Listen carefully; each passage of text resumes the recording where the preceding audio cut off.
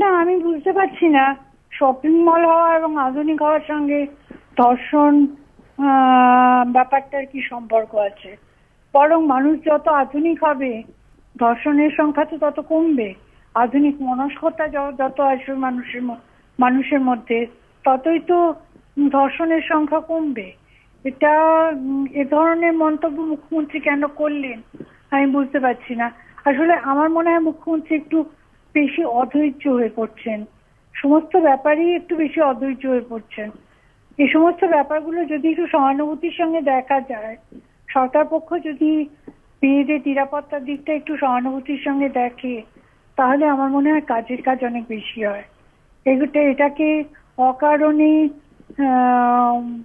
উড়িয়ে না দিয়ে আমার মনে হয় এ ব্যাপারে সরকারের খুব সহানুভূতিপূর্ণ সম্পন্ন দৃষ্টিভঙ্গি থাকা দরকার।